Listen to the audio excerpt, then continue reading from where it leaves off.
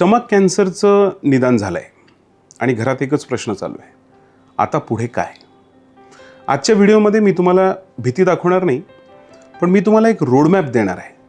कारण स्टमक कॅन्सरचा उपचार आजच्या घटकेला हा एक टप्प्याटप्प्याचा प्लॅन आहे.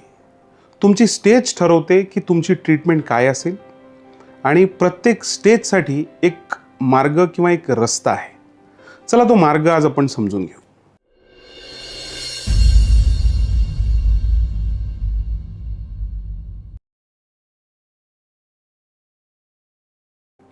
आधीच्या एका भागात आपण पाहिलं की पोटाच्या कॅन्सरची 5 वॉर्निंग लक्षणं काय असतात. बघायची असेल तर तो व्हिडिओ तुम्ही बघू शकता. आज हा व्हिडिओ त्याच्या पुढचा टप्पा म्हणजे ज्यांना निदान झालं आहे स्टमक कॅन्सरचं किंवा घरामध्ये कुणाला स्टमक कॅन्सर झाला आहे त्यांच्यासाठी आहे. मग ह्याच्यात उपचार कसा होतो, कुठल्या टप्प्यावर होतो, आज हे सगळं स्पष्ट जाणून घेऊया. उपचाराची पहिली पायरी ही जनरली सर्जरी किंवा किमोथेरपी नाही. ॲक्च्युली पहिली पायरी म्हणजे स्टेजिंग. आता स्टेजिंग म्हणजे काय? कॅन्सर शरीरात किती पसरला आहे ह्याचा एका अर्थानं बघितलं गेलं तर एक नकाशा. म्हणजे तुमच्या पोटाच्या भिंतीमध्ये किती खोलपर्यंत हा ट्यूमर गेला आहे ते आपण जाणून घेतो. तो आजूबाजूच्या लिम्फ नोड्समध्ये गेला आहे का, किंवा तो शरीराच्या इतरत्र भागामध्ये पसरला आहे का, हे सगळं जाणून घेण्याचा जो प्रकार आहे त्याला आपण स्टेजिंग म्हणतो. आता हे ठरवण्यासाठी साधारणतः आपण 3 ते 4 तपासण्या करतो. एंडोस्कोपी आणि बायोप्सी ही बऱ्याचदा डायग्नोसिसच्या वेळीच झालेली असते. त्याच्या पुढच्या स्टेजिंग इव्हॅल्युएशन ज्याला आपण म्हणतो त्याच्यामध्ये सगळ्यात महत्त्वाचं आहे CT स्कॅन, ज्याच्यात आपण पोटाचा आणि छातीचा स्कॅन करतो आणि कॅन्सर कुठपर्यंत आहे ह्याचा अंदाज बांधतो. काही रुग्णांमध्ये आपण स्टेजिंग लॅप्रोस्कोपी सुद्धा करतो, म्हणजे दुर्बिणीनं पोटाच्या आतमध्ये प्रत्यक्ष तपासणी करतो. कारण काही वेळेला CT स्कॅनवर न दिसणारे काही बारीक ठिपके किंवा ट्यूमरचा स्प्रेड हा इथे आपल्याला ओळखू येतो. आता ह्याच्यात एक महत्त्वाची गोष्ट आहे, ह्या तपासण्यांमध्ये साधारणतः 8 ते 10 दिवस लागतात. कृपया घाबरू नका, कारण स्टेज न ठरवता उपचार सुरू करणं म्हणजे नकाशाशिवाय प्रवास करणं. त्यामुळे योग्य स्टेजिंग म्हणजे उशीर नाही, कारण योग्य स्टेजिंग म्हणजे उपचारही आहे आणि योग्य स्टेजिंगशिवाय केली जाणारी ट्रीटमेंट ही अयोग्य होऊ शकते. आता आपण वेगवेगळ्या स्टेजिंगनुसार काय ट्रीटमेंट ऑप्शन्स आपल्याकडे आहेत त्याबद्दल पाहूया.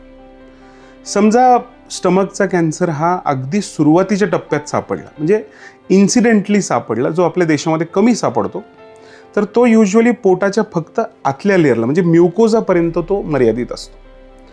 त्यामुळे अशा सिलेक्टिव्ह पेशंट्समध्ये आपण एंडोस्कोपीद्वारेच तो कॅन्सर काढू शकतो. आता याला आम्ही मेडिकल टर्मिनॉलॉजीमध्ये ESD म्हणजे एंडोस्कोपिक सबम्युकोझल डिसेक्शन म्हणजे आतली लेअर काढून टाकणे त्या ट्यूमर सगट. अशामध्ये युजली पोटावर एकही कट येत नाही. युजली तोंडावाटे केलेल्या एंडोस्कोपीने तो ट्यूमर अलगद काढला जातो आणि तो क्युअरही होऊन जातो. पण लक्षात ठेवा की ही अगदी इनिशियल स्टेजमध्ये डायग्नोज झालेल्या स्टमकच्या ट्यूमरबद्दल आहे. त्यामुळं अशा केसेसमध्ये हे शक्य आहे. म्हणूनच मी तुम्हाला एपिसोड 11 मध्ये सांगितलं होतं की लवकर निदान जर झालं तर अगदी सगळं सोपं होऊ शकतं. त्यामुळे जितका लवकर ट्यूमर सापडेल तितका लहान किंवा तितका सोपा हा उपचार असेल. आता बहुतेक रुग्णांचा टप्पा जो इंडियन पेशंट्समध्ये आपण बघतो तो युजली पोटाच्या भिंतीमध्ये खोलपर्यंत गेलेला असतो, पण युजली शरीरात पसरलेलाही नसतो. मग आता इथे आपली सध्याची आधुनिक उपचार पद्धती जी आहे त्याला मी सोप्या भाषेसाठी म्हणेन की सँडविच टेक्निक आपण म्हणूया. सँडविच टेक्निक म्हणजे काय की ह्यामध्ये आपण काही सायकल्स किमोथेरपी देतो, मग सर्जरी करतो आणि सर्जरीच्या स्पेसिमनच्या रिझल्ट्सनंतर हिस्टोपॅथॉलॉजीनंतर पुन्हा काही सायकल्स किमोथेरपी देतो. म्हणजे chemotherapy followed by surgery followed by chemotherapy again, जसं आपण सँडविचमध्ये वेगवेगळ्या लेअर बघतो तसं.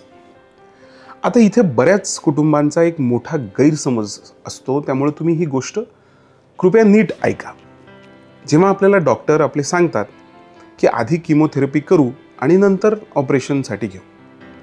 मग अनेक पेशंट्सना किंवा त्यांच्या फॅमिली मेंबर्सना असं वाटतं की ऑपरेशन होऊ शकत नाही म्हणून किमो देत आहेत.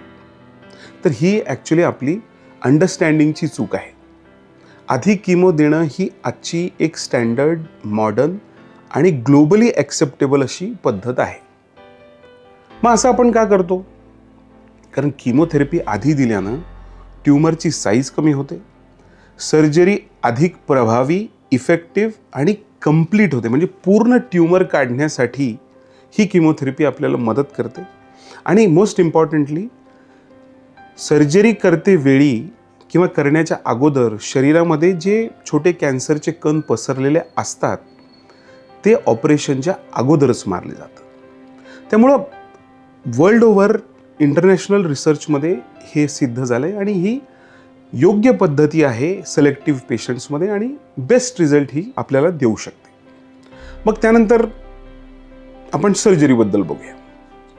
आता पोटाचा कॅन्सर आहे म्हणून पोटाचा काही भाग काढला जातो, कधी खालचा भाग काढला जातो, कधी कधी आपल्याला पूर्ण पोटाची पिशवीसुद्धा काढावी लागते.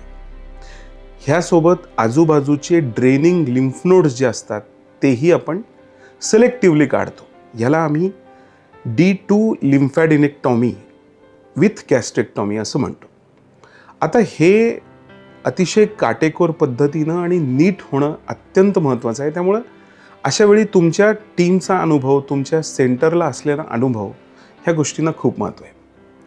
अनेक रुग्णांमध्ये ही सर्जरी आज दुर्बिणीद्वारे ही केली जाते आणि त्यामुळं माझं सजेशन तुम्हाला असेल की एक्सपर्ट सेंटर्समध्ये आणि एक्सपर्ट सर्जनकडनं ही सर्जरी करायला हवी. आता बऱ्याच रुग्णांना प्रश्न असा पडतो की पोट जर काढलं तर जगायचं कसं? कारण पोटाशिवाय अन्न कुठे जाणार?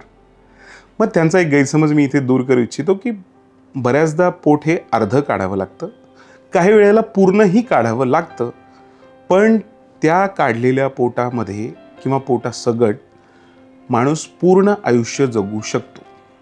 तुमच्या आतड्यांना ॲडॅप्टेबिलिटी म्हणजे ॲडजस्ट होण्याची एवढी कॅपॅसिटी असते की आतडं हळूहळू पोटाचं काम करणं शिकतं. जेवण सुरुवातीला छोटं करावं लागतं, वारंवार करावं लागतं, पण जेवण होतं आणि आयुष्यही पूर्ण असतं. एक थोडा कठीण प्रश्नाबद्दल आपण आता बोलूया. हा स्टमक कॅन्सर जर शरीरात इतरत्र पसरलेला असेल तर काय? इथे मी तुमच्याशी खोटं बोलणार नाही आहे. हा अतिशय गंभीर असा चर्चेचा विषय आहे. पण काहीच करता येत नाही अशा पेशंट्समध्ये हेही कदाचित चुकीचं आहे. आजच्या उपचारांमध्ये किमोथेरपी, काही पेशंट्समध्ये टार्गेटेड थेरपी, काही पेशंट्समध्ये इम्युनोथेरपी ह्या वापरल्यानं हा कॅन्सर नियंत्रणात ठेवता येऊ शकतो. ह्याच्यामध्ये व्यक्तीचं आयुष्यमान वाढवता येतं आणि आयुष्याची गुणवत्ता म्हणजे क्वालिटी ऑफ लाईफसुद्धा इम्प्रूव्ह करता येते.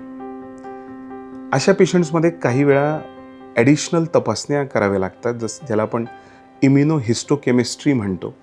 आपण जर स्टमक कॅन्सरबद्दल बोलायचं तर एक HER2 नावाची एक आम्ही तपासणी करतो आणि त्याच्यावरून ठरवतो की आपल्या पेशंटसाठी कुठले विशेष औषधं आपण वापरू शकतो का किंवा ते औषध चालेल का. म्हणून मी सजेस्ट करेन की अशा केसेसमध्ये तुमच्या टीमला, तुमच्या सर्जिकल टीमला, ऑन्कॉलॉजी टीमला तुम्ही विचारा की अशा बायोप्सी आपल्यावर झाल्या आहेत का आणि आपण अशी थेरपी घेऊ शकतो. लक्षात ठेवा, काही वेळा उपचारांचा हेतू हा फक्त क्युअर नसतो.